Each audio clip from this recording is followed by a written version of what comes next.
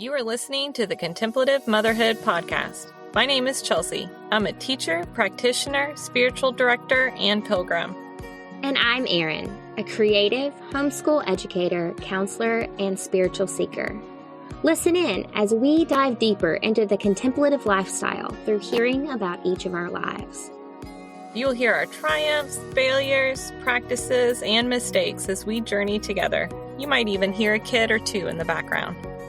So grab some coffee, tea, curl up, and take off your shoes. You are welcome here. Now let's get started.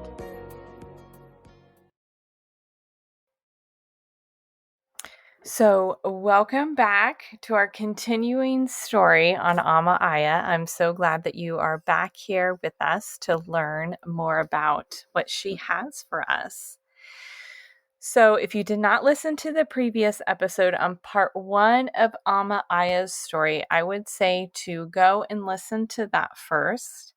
And we are going to go right back in where we left off with Erin, who posed a wonderful question for us, talking about minimalist meditation and how could that be offered to something where our lives are busy enough already. But knowing the key of Amma Ayya's story and how important meditation was in her own life. So I'm going to rewind us just a bit back so we can kind of see where we were in her story. And then we can reconnect with Amma Ayya's story. So Erin, please take it away.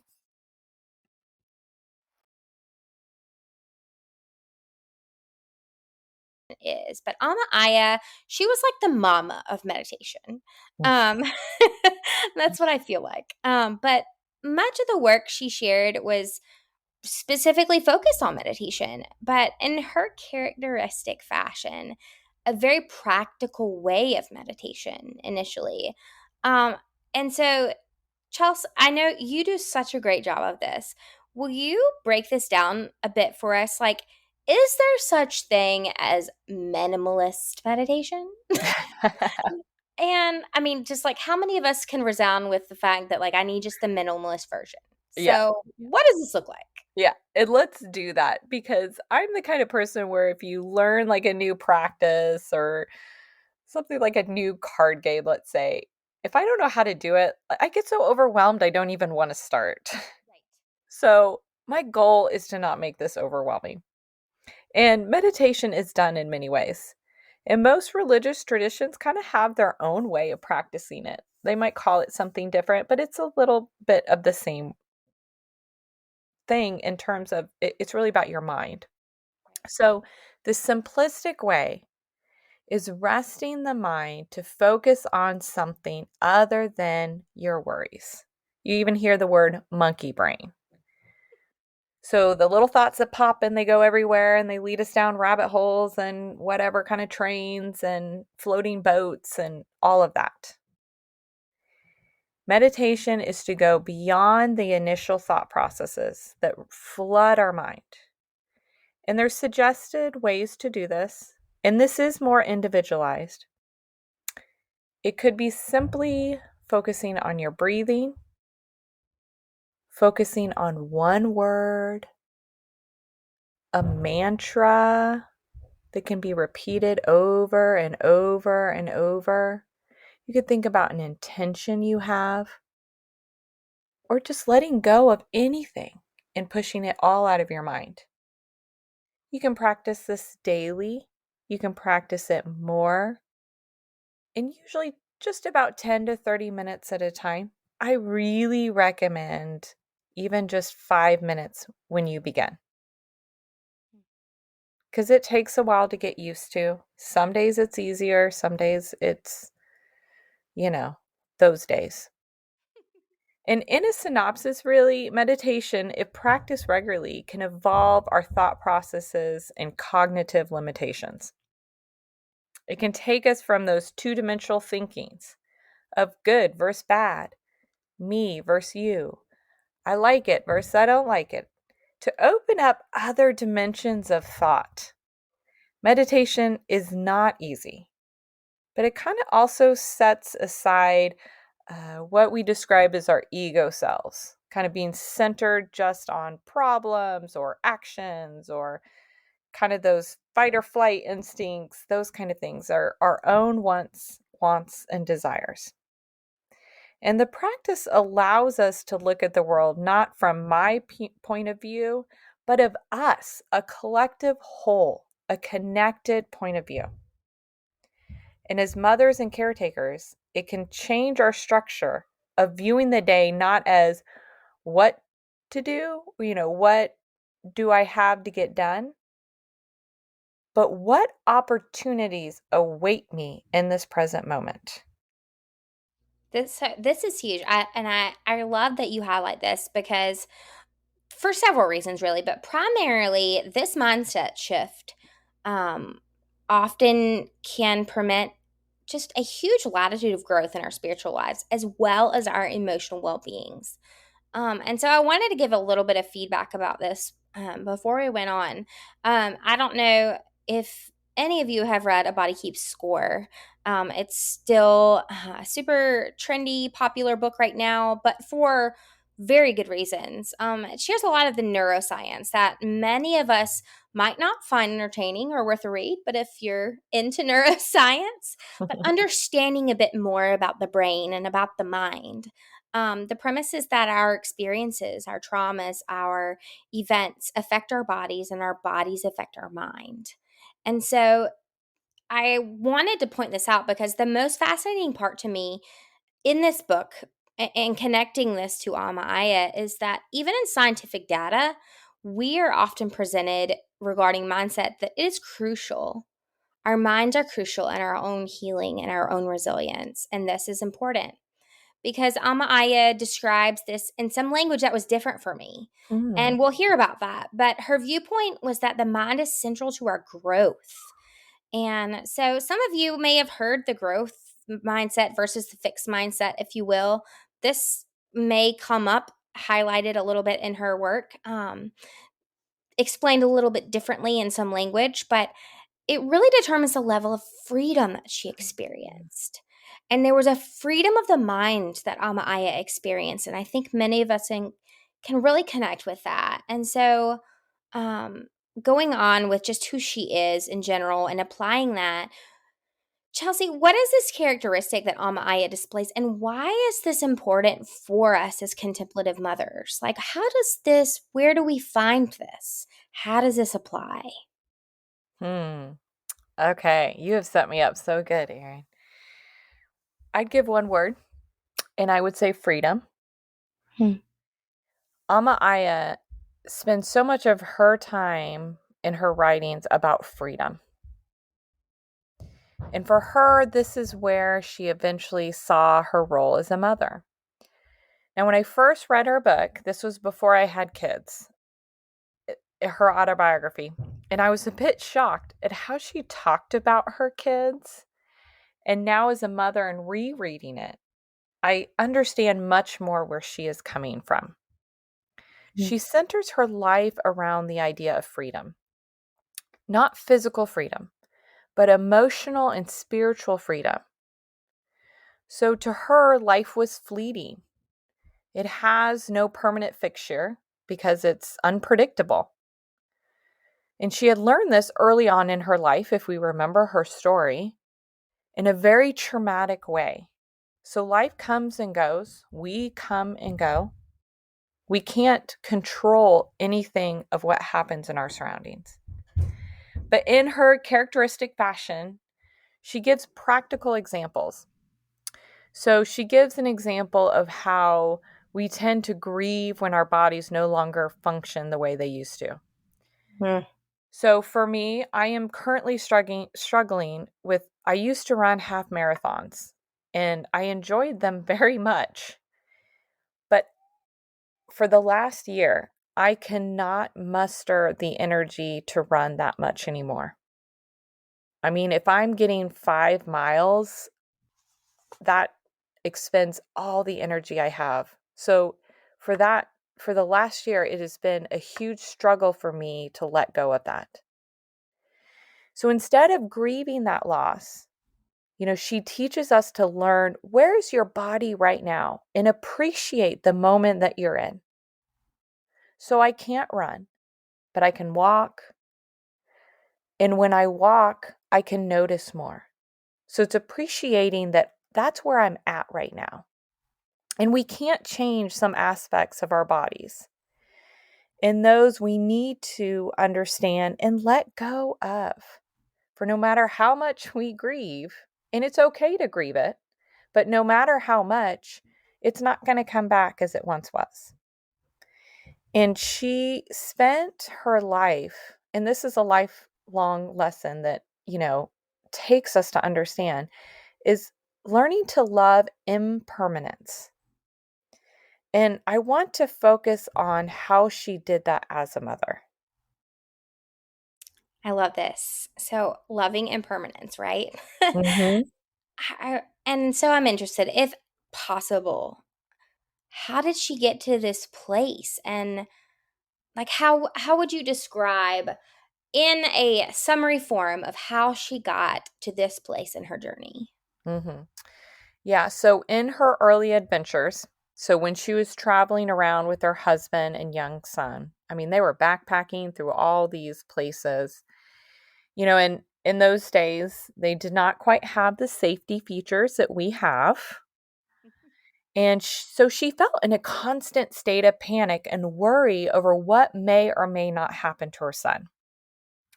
And she started to realize, and this is to quote, being free from what is not clear is not clinging, not trying to direct and determine everything that occurs. It means that acknowledging that dear things and dear people also exist without me, and that I also exist without them. Okay, so this was huge. This is an important concept, and I want to interject just for a second and say this is a really important point. It was almost like I feel like she had some element of surrender and just an acknowledgement of the fact that things can entangle us, just spiritually and emotionally. And so there's a lot more to this concept. And I so when Chelsea shared this and when I did some reading on her, one of the word that she uses is attachments, which she'll explain to us. And I found that this language very much mirrored for me something that might entangle or inhibit my spiritual journey, or may entangle or inhibit the way we live our lives, even practically every day as a mother. So, can you tell us a little bit more about this freedom concept? Yeah. So she teaches that part of freedom is being free of attachments. So, in the case of motherhood, one attachment she had, and I think we all have, I will admit that I do, is worry. So, she constantly felt worried for her son and her daughter, whom she left behind with her family when she went. Her daughter was older and did not want to travel. So, she leaves her daughter behind. And so, she found that being attached to worry made her feel less joy. She could not be present in the moment or joyful because she'd worry about what would happen next. So, when worry is always present in our mind, it can be harder to feel the joy of this child. There's always something that might happen, might not happen, something that's outside of our control. And she goes on to say that her attachment to worry and fear had a negative influence on love. She says, "My children do not belong to me. They belong to themselves. I am not their keeper any more than they are my keepers. We are linked to each other, but not bound to each other. And that is a huge difference. So, not linked, we are linked to each other, not bound to each other." And you can kind of disagree. I mean, I would use different language than how she Right. describes it. So, you can use whatever language fits with you. But she has a point. When worry is our attachment, we can get too hung up on what possibly could go wrong instead of living in the freedom of the moment with our kids. We can't control outcomes or environments any more than we can control the weather. But we don't spend our time worrying about the weather as much as we worry about outcomes and environments. This So that's incredibly, incredibly insightful. To bring this home a bit, um, there's a level of freedom, I think, and I want to contribute to this conversation by saying that, like, when we realize we can't control others, our outcomes, and our environments, there is a huge shift in our responses, right? Mm-hmm. All we can really do is change our response. For a therapist, this is like therapy 101. We cannot control others, but we can control our response. How we respond to But others. Yeah. it's very true in essence. So, to give some language to that, our minds and their training, for lack of a better word, Mm-hmm. really greatly reflects our ability to respond. It reflects our ability to be present in our lives with our children, if we're mothers, with ourselves, in our communities, and our significant connection to the divine. And so, further on in this conversation, Amma Ayya has one profound lesson to teach us. And Chelsea, would you share a bit about this? And through this, I think there is a way that we can really bring this to a beautiful centering. Yeah. So she also, of course, and this is kind of the same concept, and that's why she's so practical. It all runs together. She talks about letting go. And life is a lifelong journey of letting go. We have opportunities to let go every single day. An example of how she teaches us comes from her teachings about letting go centered around motherhood. So her son had a bad accident with a pony. And there was a moment she talks about she had no idea at that moment if her son was alive or not. And she just stood there staring at her son. And he did live. And through that experience, she talked about letting go of the worry and learning to love them without fear. That this was kind of her climactic experience. And in regards to this experience, she says in her writings, I became capable of loving them without fear, right from the heart, without that love being conditional on any requirement or demand. My love for them did not depend on their being alive, on their living the way I wanted them to, or from their side, their feeling connected to me, or their being grateful to me, or on their being well behaved. All of that no longer mattered.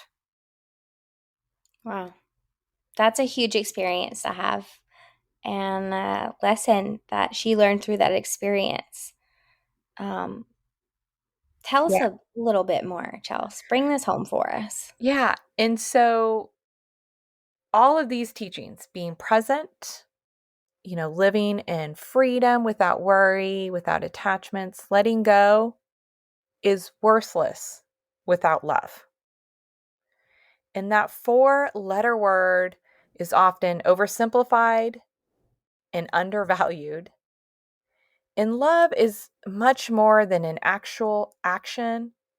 Love is much more than a feeling. Love is much more than just a saying. Love is the core of us. We are love. We spill it out, we soak it in. So how can we cultivate love in our being? Not the idea of living as if this day is our last, but I think Amma Ayya would say to live as if it is worthy of the moment.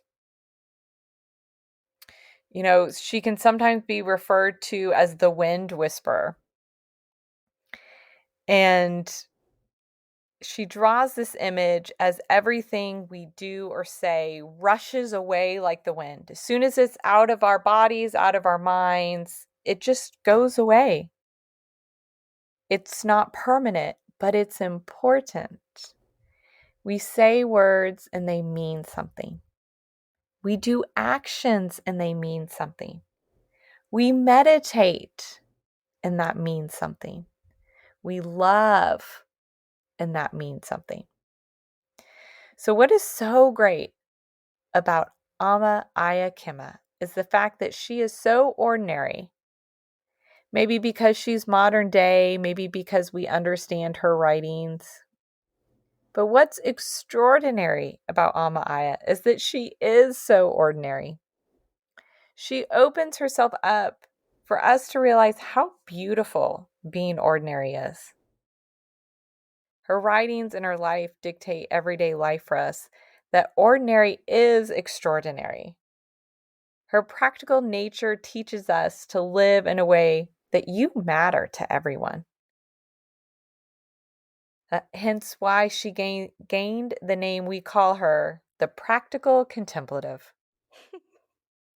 She teaches us to be open to what life has for you in this very day, in this very moment, and that nothing is as beautiful as it is right now.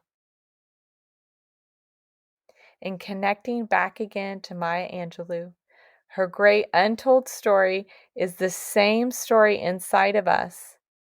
And what's beautiful is it is probably so ordinary that nothing compares and everything compares.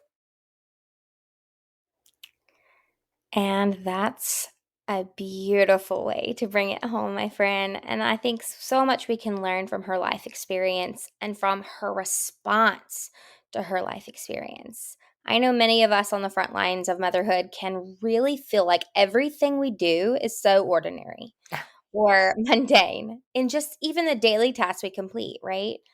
But this shift, this mindful freedom that was so beautifully displayed in Amma Ayya here is an invitation and a challenge.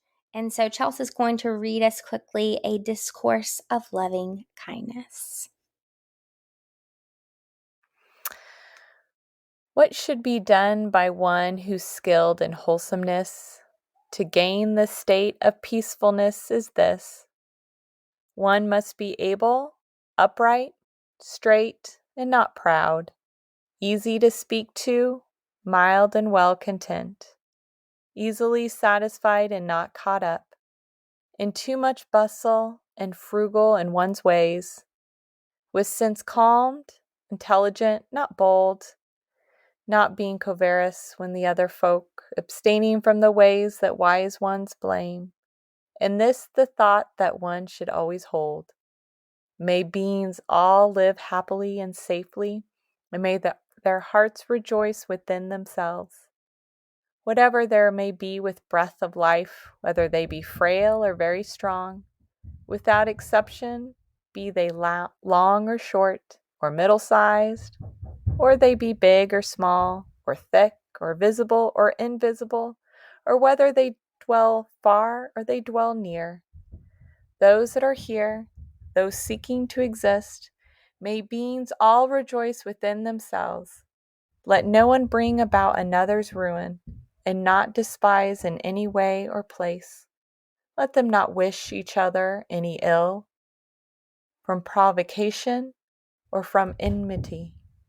Just as a mother at the risk of life loves and protects her child, her only child, so one should cultivate this boundless love to all that live in the whole universe, extending from a consciousness sublime, upward and downward and across the world, untroubled, free from hate and enmity.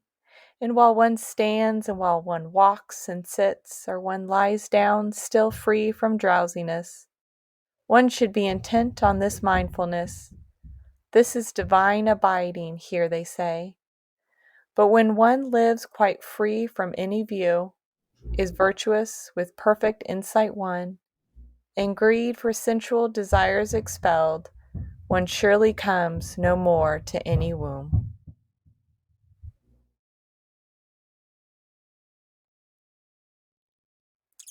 Well, Erin, let's celebrate today being ordinary. Absolutely. Let's be ordinary, and thank you for joining us on the Ordinary Contemplative Motherhood Podcast. We will see you soon.